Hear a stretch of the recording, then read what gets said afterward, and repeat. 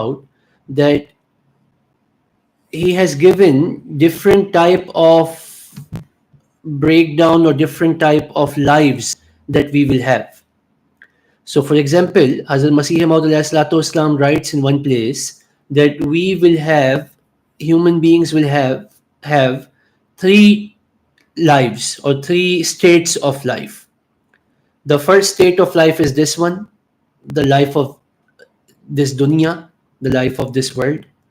The second life, the second stage of life is the life of Khabar, also known as Alam Barzakh, also known as Barzakh. And the third one is the life after resurrection. But then in another place, Hazrat Masih Maud Islam has talked about three different stages that will come in the life of a person after their death. So Hazrat Masih Maud Islam differentiates it into life after the life after a person die. There is the life of Khabar. There is the life of what Hazrat Masih Maud Islam calls Hashre Ajsad. The bodies will be gathered together. And then the third life after death is the life of Nashat Saniya, or the second life you will have after Hashrat Saat. He also call it Ba'as Badal Maut or Ba'as Badal Qiyamah. So another category that Hazrat Masih Maud Islam or the Khulafa and the previous scholars have mentioned is that we have a life, or our souls at least have a life before our birth as well. So Allah Ta'ala mentions in the Holy Quran that Allah Ta'ala took a covenant from the souls before the souls were even created. That Alastu bi Rabbikum, that am I not your Lord? Qalu bala, they said I'm your Lord. And then so on and so forth. So the reason I have given this, what I've mentioned right now, is that we can differentiate, we can break down our life in different categories, and we can make around 5 or 6 stages of our life. One is the life of before even being born. The second is the life in the womb. The third is the life of this world. The fourth is the life of Qabr, Alam Barzakh. Fifth is the life of Hashri Ajsad, when the bodies will be raised again. And sixth is the life of Ba'as, after the raising up after Hashri Ajsad, after the bodies have been raised up, the final entering into Jannah or Dozakh, to the final entering into paradise or hell. Now, these 6 categories are not mentioned, like I said, in one place by Hazrat Masih Maud, the promised Messiah, but he has mentioned these in different places. In one place, he has mentioned 3 after death. In one, he has mentioned 3 including death. In one place, he has mentioned even. So, but when we combine together, we see that we can categorize our life into at least these 6 different stages. Now, when we say our life, what do we mean? Because clearly many of these life is not the life of my body, right? So when I say that these are the 6 different stages of life, what we mean is the life of the soul. Hazrat Musleh Maud Raziyallahu Ta'ala Anhu, in his book Ahmadiyyat, the real Islam, Ahmadiyyat yani Haqiqi Islam, he has mentioned that the whole concept, or to understand life after death, to understand what will happen to us after we die, all of that is based on the understanding of a soul. Unless a person believes in a soul, there is no believing in life after death. Because we all clearly believe that a person's body, we all know for sure, a person's body, this material body that we are living in, this does not survive death. After we die, it starts decomposing, it starts slowly withering away. So what we are talking about is the survival of the soul. Okay. So Hazrat Musleh Maud, the Khalifatul Masih Sani Raziyallahu Ta'ala Anhu, mentioned that Islam teaches us that soul has an existence. Soul is a makhluk. Soul, ruh, is something which is created by Allah, and it is entered into the human body. It is joined with the human body at the time when the body, or when the person is still unborn. When the person is still in the womb, at that time Allah Ta'ala attaches the soul with the body. But so two things Hazur mentions about soul in that in the book. That number one, soul is created. Soul is something which is a makhluk of Allah. It is a creation of Allah. The reason this is important is because there are some religion, for example, Arya Samaj, a sect of Hindus, and some others, who believe souls to be uncreated. They believe that souls have always existed in the primordial time. The souls have always existed. But that is not the belief of Islam. So the belief of Islam is يَسْأَلُونَكَ عَنِ الرُّوحِ قُلِ الرُّوحُ هُوَ مِنْ أَمْرِ رَبِّي, that they ask you what is ruh. Say the ruh is created from the amr of Allah. So number one, that the ruh, our soul, is created. Number two, soul attaches to the body when the body is still in the womb. And when we talk about these different stages of life, we are talking about the stages of that ruh, that soul that it goes through. So it has a creation before being attached to the body. Then it becomes attached to the body. Then it comes in this world. Then it has a life in the qabr. Then it has the life of when the bodies will be raised up, and then it will have a life when it will enter into paradise. So that is the first thing we should remember. Uh, this is the background of before we talk about life after death. So after discussing this, so next question is, what happens to us after we die? What is the next step after we die? So like I mentioned, Hazrat Masih Maud has differentiated, has made life after death into three separate categories.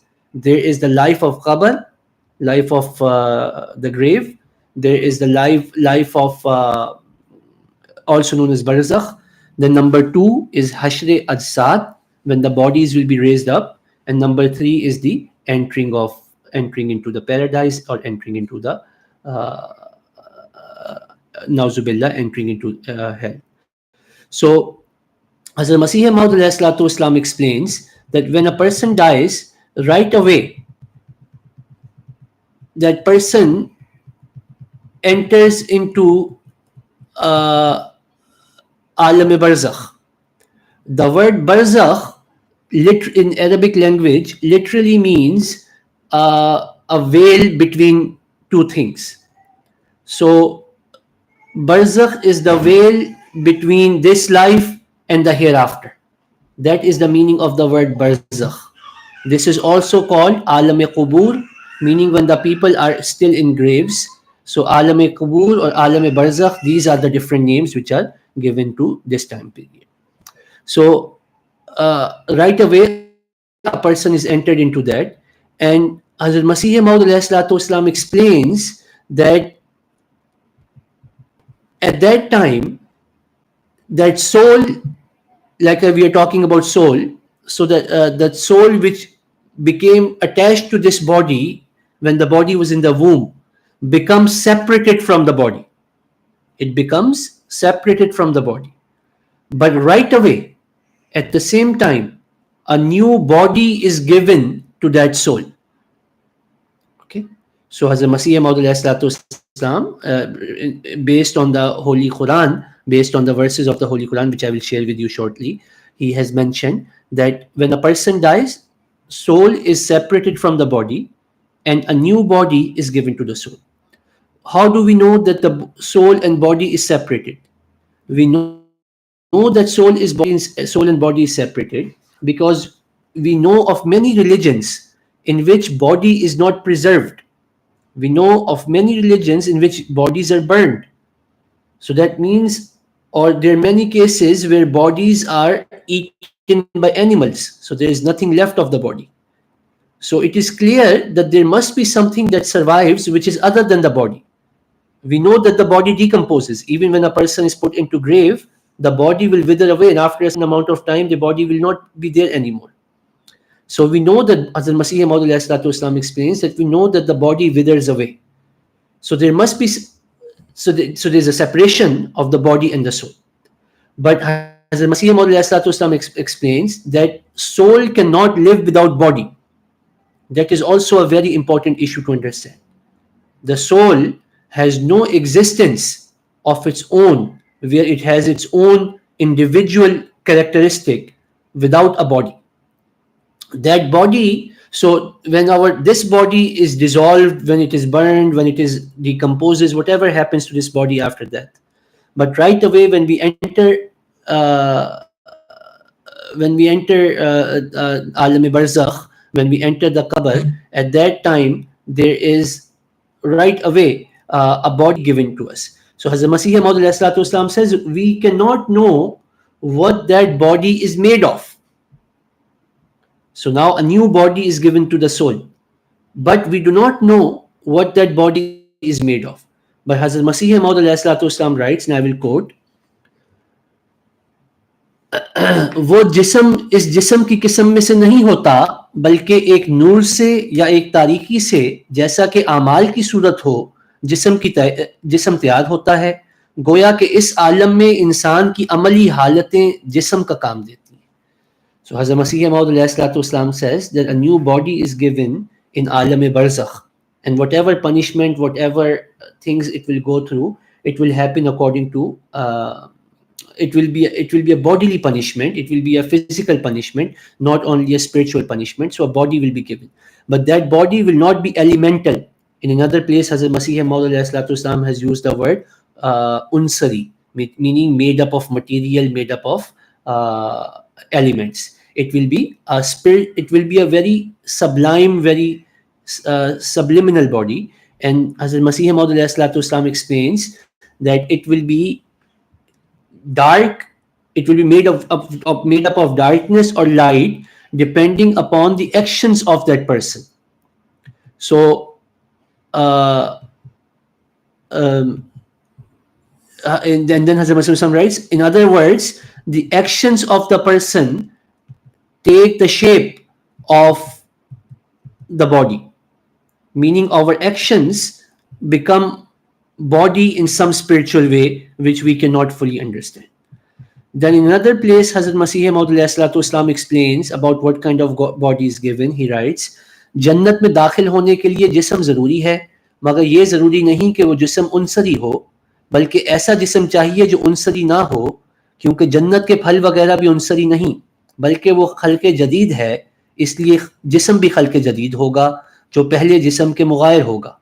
मगर मोमिनों के लिए मरने के बाद जिस्म का मिलना ज़रूरी है, और इस पर ना सिर्फ जन्नती का लफ्ज़ दलालत करता है, बल्कि मिराज की रात में हज़रत सल्लल्लाहु अलैहि वसल्लम ने अंबिया की सिर्फ रूहें नहीं देखी, बल्कि सबके जिस्म देखे, और हज़रत ईसा का जिस्म उनसे अलग तौर का ना था. Hazrat Masih Maud says that to enter paradise, and as he has explained in other places, this happened right away in the qabr, in the grave, or in alam barzakh. It is necessary for the soul to have a body, but this body will not be made up of material and elements. Rather, it is necessary that that body must not be made of a material body, because the nu'ama of Jannah, the blessings of Jannah, will not be physical. And Hazur says one of the proofs of that is that Rasulullah sallallahu alaihi wasallam on the night of Miraj, when he saw the prophets, he did not see only their souls, but he rather saw them in some kind of bodily form. And the shape or the form of Hazrat Isa alayhi salatu wasalam was also not different from the shape of other prophets. In another place, Hazrat Masih Maud alayhi salatu wasalam write, हर एक को कब्र में ही एक जिस्म मिल जाता है कि जो लज्जत और अजाब के इदराक करने के लिए ज़रूरी होता है. हम ठीक ठीक नहीं कह सकते कि वो जिस्म किस मादे से तैयार होता है, क्योंकि ये फ़ानी जिस्म तो कल अदम हो जाता है, और ना कोई मुशाहिदा करता है कि दर हकीकत यही जिस्म कब्र में ज़िंदा होता है. हज़रत मसीह मौद अलैहिस्सलाम writes that a body is given to the soul in the grave, and with that body the azab, the punishment, and the pleasures, the nu'ama, the pleasures, they start right away. Meaning, and I will discuss this inshallah shortly, that our punishment and our pleasure, our punishment and reward both start in this world. He said, we cannot tell, we do not know what that body will be made of 100%, because we know that this body, it dissolves, and there are many people whose body, then he explains further, there are many people who are burned, etc. But there must be a body, he explains. And then he writes, अगर अगर यही जिस्म जिंदा हो जाया करता तो अलबत्ता लोग उसको देखते, मगर बाई हमा कुरान से जिंदा हो जाना साबित है, लिहाजा ये मानना पड़ता है कि किसी और जिस्म के जरिए से, जिसको हम नहीं देखते, इंसान को जिंदा किया जाता है, और गालिबन वो जिस्म इसी जिस्म के लताइफ जौहर से बनता है. This is the key word. और गालिबन वो जिस्म इसी जिस्म के लताइफ जौहर से बनता है. He said that we know that the body, it decomposes. So if the same body was to be resurrected, then people would have seen that. People would have seen that the body is no longer in the grave. It has risen up. But we know that a body is necessary for the soul to survive, for the soul to experience things. So Hazrat Masih Maud Islam explains that that body will be given. So what will the body made of? He said most likely that body will be made up of the sublime and sublime aspects or sublime things of this very body. Meaning this very body, that body we have, it has some kind of spiritual degree as well.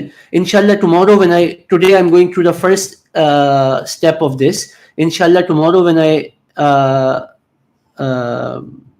go on and discuss this topic, it will become more clear, inshallah. I know it is a little bit confusing right now. Then, so from this very body, another one is made. Then Hazrat Masih Maud writes in another place, the verse Wadkhuli Jannati is clearly telling us when a believer gets a body right after their death. आयत वदखुली जन्नती साफ बतला रही है कि मोमिन को मरने के बाद एक जिस्म मिलता है. इसी वजह से तमाम अइम्मा और अकाबिर मुतसव्विफीन इस बात के कायल हैं कि मोमिन जो तैयब और मुतहर होते हैं, वो बमुजर्रद फौत होने के एक पाक और नूरानी जिस्म पाते हैं, जिसके ज़रिए से वो नुअमाए जन्नत से लज़्ज़त उठाते हैं. और बहिश्त को सिर्फ शहीदों के लिए मखसूस करना एक जुल्म है, बल्कि एक कुफ्र है. That Hazrat Masih Maud explained that all the previous ulama and all the previous mutasawwifeen have agreed that the soul is given a body as it enters the grave, and with that body they start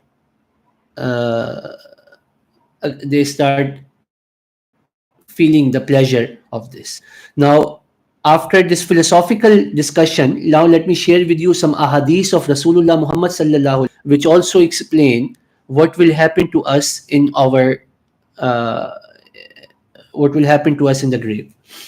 So Hazrat Holy Prophet sallallahu alaihi wasallam is reported to have said that when a person passes away, they will be shown their ultimate abode. If they are destined for paradise, they will be shown their place therein, and if they are destined for hell, they will be shown their place in hell. Sahih Bukhari, Kitab Badaul Khalq, Hadith number 3240. Meaning that as we enter the grave, right away, we know whether we are those people who will be going to heaven or going to hell. Meaning Allah subhanahu wa ta'ala shows us our abode in heaven or hell right away. So this is an important thing to understand, that and there are many verses of the Holy Quran in which Allah Ta'ala has mentioned that when the angels come to take the soul away, take the life away from the person, and when the person is about to die, right away they know that whether they are inhabitants of hell or whether they are inhabitants of paradise. Now this raises a question, then what will be the concept of Hashr al-Saat? What will be the concept of resurrection? What will be the concept of the Day of Judgment? Inshallah, we will discuss that as well. But right now, just understand that Holy Prophet sallallahu alaihi wasallam has said that right when a person enters passes away, they are shown their ultimate abode, meaning the place where they will ultimately end up going to, but they have not reached that place yet. In another narration, Rasulullah sallallahu alaihi wasallam has mentioned that in the grave a window is open. A window is open, and from that window the person can see in the grave what is what will be their final abode. If they are people who will be going to heaven, if they are people who will be going to paradise, they will be able to. Masih Maud Islam has discussed this quite extensively. The Hazur says that this is a very good example that Prophet sallallahu alaihi wasallam has given us for us to understand barzakh or alam qabr, that a window will be open. And then in another hadith, Rasulullah sallallahu alaihi wasallam has explained that window will become wider or it will become narrower as well because of certain actions. Uh, uh, it will become wider because of certain actions of the descendants, the people who have left behind, the people who the deceased has left behind, because of their prayer, because of their dua, the window will become wider, etc. So Rasulullah sallallahu alaihi wasallam has mentioned that a window will be open. Then in another hadith, Rasulullah sallallahu alaihi wasallam has said that when a person will die, right, they will be asked a few questions. Man rabbuka? Who is your Lord? Man dinuka? Or man nabiyuka? This is Jami Tirmizi, Kitabu Tafsir al-Quran, hadith number 3120, that when a person dies, a person will be asked, Man rabbuka? Who is your Lord? Who do you believe in as your Rabb? And the person will answer Allah. And he will be asked that what is your religion? Ma dinuka? What is your faith? And they will answer that my faith is Islam. And he will be asked, who is your Nabi? And they will answer, our Nabi is Rasulullah Muhammad sallallahu alaihi wasallam. And when they will reply this, the person who is bound for heaven, the angels will say that we are already aware of this. We knew that you believed in Allah to be your Lord. We know that you believed in Holy Prophet sallallahu alaihi wasallam as your prophet. And then they will say, we anticipated your answer, and then they will take them to, they will show them their abode in heaven or hell.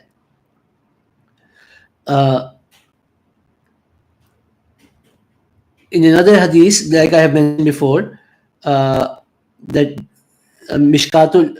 this is from Mishkatul Masabih, Kitabul Iman, hadith number 130. Also Kitabul Jami Tirmizi, Kitabul Janaiz, hadith number 7. That the grave becomes expanded or illuminated, or the person who suffered from the azab of the qabr, their grave will become constricted and become more of the Jannah, will become wider. It will become more, the window can become more wider, the grave can become more wider. Meaning, Hazrat Masih Maud Islam explained, from this you can understand very well that a person, he is in intermediate stage, but even at that time, the person is going through, is enjoying the pleasures of paradise or punishment of hell. In another hadith, Rasulullah sallallahu alaihi wasallam has mentioned that the first question that will be asked in hell will be about salat, etc. So these are some of the ahadith of the Holy Prophet sallallahu alaihi wasallam about this issue. Now, I will finish today's dars by mentioning two things very quickly, and then if there are any questions, you can ask them right now, and inshallah, I will try to answer them to the best of my ability.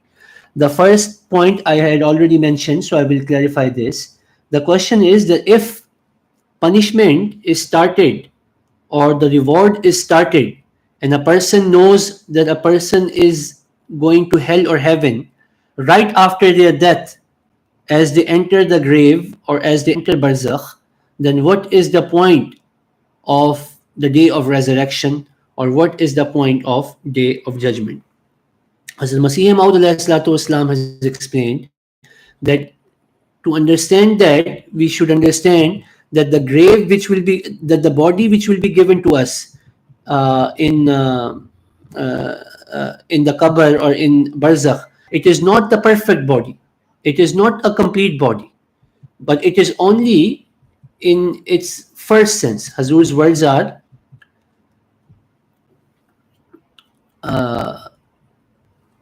इसका जवाब ये है, meaning the question I have asked, कि ऐसा अकीदा जो मोमिनीन मुतअखिरीन बिला सॉरी दूसरी तलीम जो कुरान शरीफ में है, जो हश्र असाद होगा और मुर्दे जिंदा होंगे, वो भी हक है, और हम इस पर ईमान लाते हैं।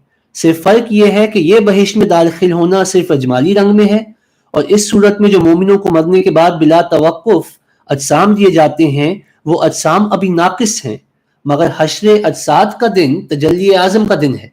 उस दिन कामिल अजसाम मिलेंगे, और बहिश्तियों का ताल्लुक किसी हालत में बहिश्त से अलग नहीं होगा। मिन वजहिन वो बहिश्त में होंगे, और मिन वजहिन खुदा ताला के सामने आएंगे। ज़मीमा बराहीन Ahmadiyya. Hazrat Masih Maud Islam explained that those people who say that what is the point of the resurrection or the day of judgment, if we already have a body and we already have uh, reward and punishment. And he explained that the body that is given in the time of qabr, in the time of barzakh, it is still incomplete, naqis hai. It has many things missing from it. And the body which will be given on the day of resurrection, it will be a complete body, it will be a perfect body through which they will be fully able to enjoy the rewards and the pleasures of paradise. And through this, they will be truly able to see the face of their Lord if Allah wishes. Right? Now, inshallah, today I just wanted to talk about mainly the alam barzakh or alam qabr. Inshallah, tomorrow I will talk about, and this was a very difficult dars for me to give because I was not able to consolidate my thoughts, meaning how to present in whatever I have read about this issue, how to present it in a nice manner. And even in this dars as I was giving, I felt it was still very confusing. So tomorrow, inshallah, I will discuss this topic from a different angle. That today we talked about barzakh and qabr. So tomorrow, inshallah, we will talk about Jannat and Dozakh, hell and heaven.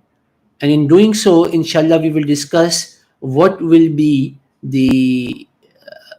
what is the reality of the reward which is given to the believers. So inshallah, as I do that, some of these points which are still confusing today, inshallah, if Allah wills, they will become a bit more clear. So I know it's 10 minutes, so I will stop now. And if you have any questions, you can leave a comment and I will try my best to answer your question.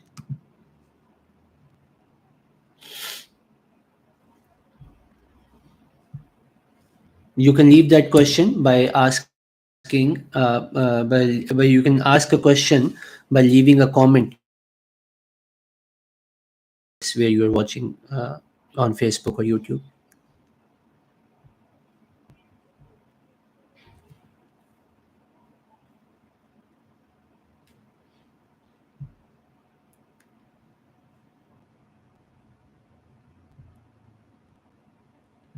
There was one question yesterday, I think, that I saw in the comments.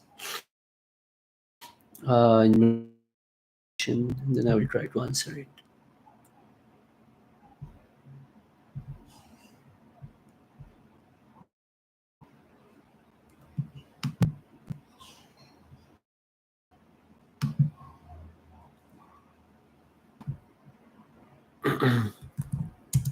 So, are there any questions you can ask?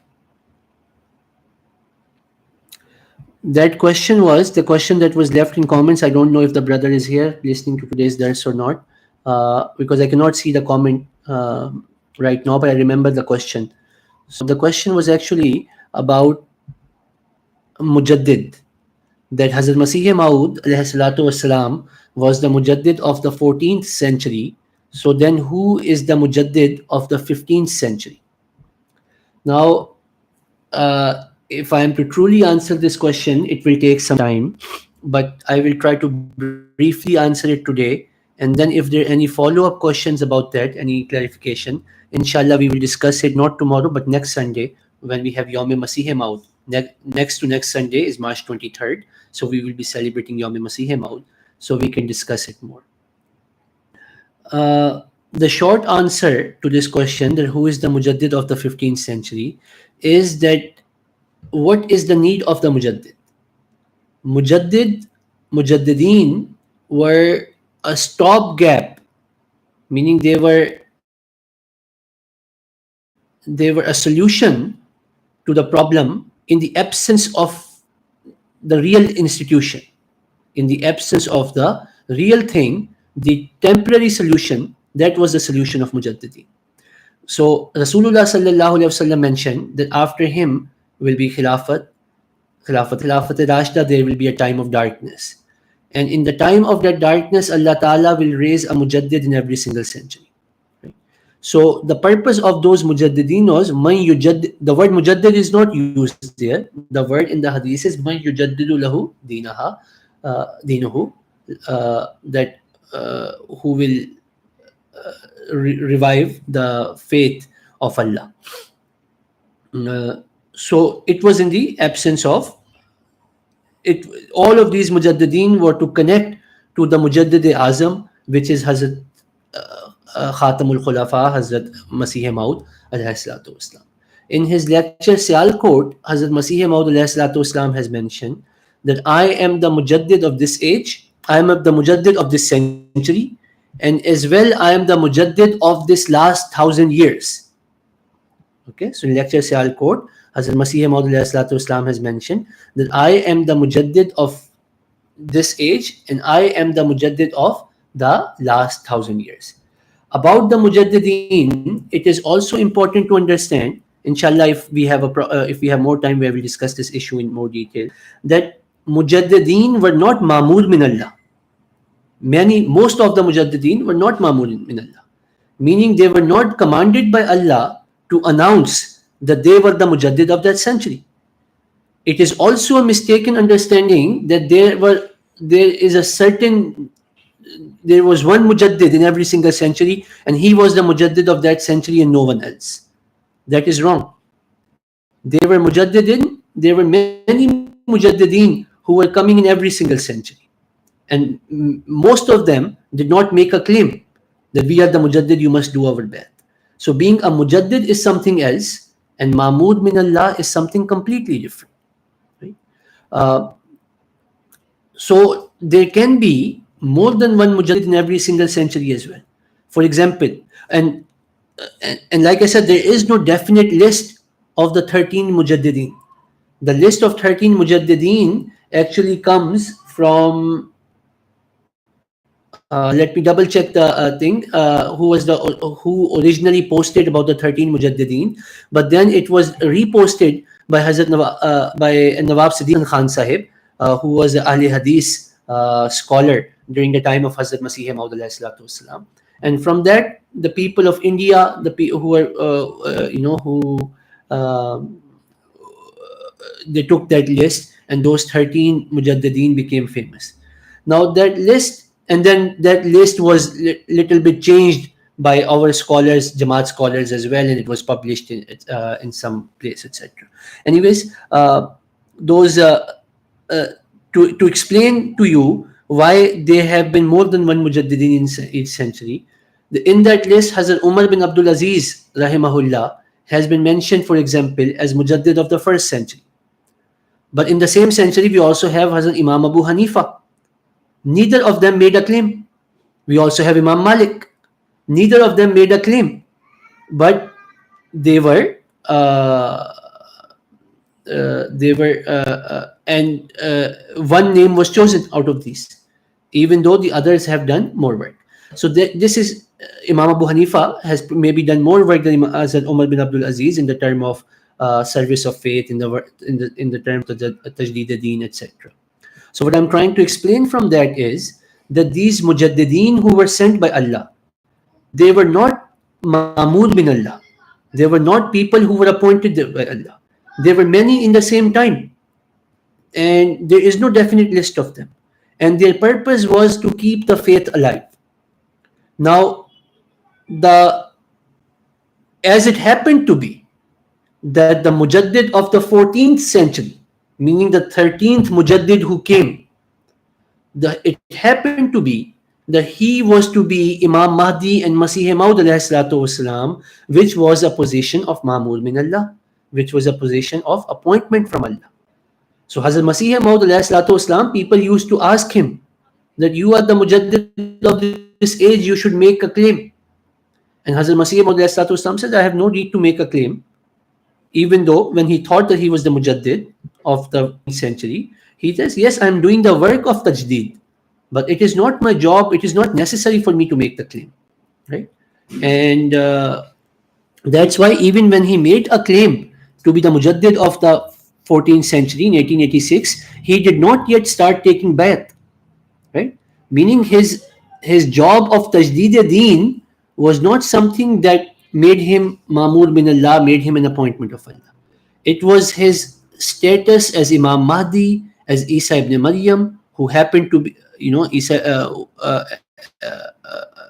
ibn Maryam, the second coming of Isa ibn Maryam, who was also given the laqab, who was also given the title of Nabi, Ummati Nabi, Zilli Nabi. It is these things which make him the promise, which make him Ma'mur bin Allah, and which make him different from the previous Mujaddidin. Now, all of this long explanation has been given so that you understand what is the job of a Mujaddid. Now, after Hazrat Masih Maud wasalam, the job of Tajdeed Deen, the job of keeping the making sure that the faith is on the right precepts, has fallen onto the Khilafat of Hazrat Masih Maud. Mujaddideen were needed only in the absence of Khilafat Rashida. Only after the death of Hazrat Ali radiallahu ta'ala anhu, because there was no Khilafat Rashida, that is why Mujaddideen were needed. But for Hazrat Masih Maud wasalam, Allah Ta'ala has promised not the system of Mujaddideen, but the system of Khilafat. So now the job of Tajdeed Deen is being done by Khulafa, as mentioned in the Holy Quran, that the job of the Khalifa, وعد الله الذين آمنوا منكم وعملوا الصالحات ليستخلفنهم في الأرض كما استخلف الذين من قبلهم وليمكنن لهم دينهم الذي ارتضى لهم. That their job is to strengthen the faith. وَلَيُمَكِّنَنَّ لَهُمْ دِينَهُمُ الَّذِي ارْتَضَىٰ لَهُمْ. So the job of Tamkinat Deen, Tajaddud Deen has been given to the Khulafa. And those Khulafa have the title of Mujaddid. Every Khalifa is a Mujaddid in the sense that they are doing the work of Man Yujaddidu Lahu Deen. That they are doing the work of reviving the faith. Having said that, it is possible, Hazrat Khalifatul Masih Salis, Hazrat Khalifa Masih Rabi, Hazrat Khalifa Masih Khamis, all three of them have mentioned that it is possible that in a future there might be a Khalifa who might appear at the head of a century, who might claim that I'm also the Mujaddid of this century in accordance with the Hadith of Abu Dawud. And it will not change anything. But a Mujaddid cannot come anymore who will not be from the progeny, from the followers of Hazrat Masih Maud wasalam, and who will not be a Khalifa. As long as the system of Khilafat is found in Jamaat, as long as the system of Khilafat is there in Jamaat, Khilafat will be doing the task of Tajdeed Deen. If there is no need, they say, Ab Ahmad Tayammum Barkhast. When you have water, there is no need for Tayammum. So the need for Mujaddideen was in the absence of Khilafat Rashida. Now that we have Khilafat Rashida, there is no need. But like I said, Khulafa have mentioned, it's possible that some Khalifa in the future may claim that I am also the Mujaddid of this century in accordance with the Hadith of Abu Dawud. And the reason, another way to look at this whole scenario is, there is no need for Mujaddid anymore. Why? Because Hazrat Masih Maud Islam has mentioned in Lecture Sal Court that I am Mujaddid of Alf Akhir. I am the Mujaddid of this last 1,000 years. Not only the Mujaddid of the century, but the Mujaddid of this. The system of Khilafah. So I hope that's the question. He's present today and he was able to benefit from that. There's only 3 or 4 minutes left in the dars, in Aftar, and I don't think there are any more questions. So I will be stopping here.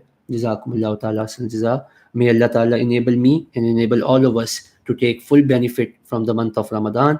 May Allah ta'ala enable us to worship Allah and to take full benefit from this month. Ameen. Allahumma ameen. Allahumma salli ala Muhammadin wa ala ali Muhammad wa barik wa sallim innaka hamidun majid. Assalamu alaikum wa rahmatullah.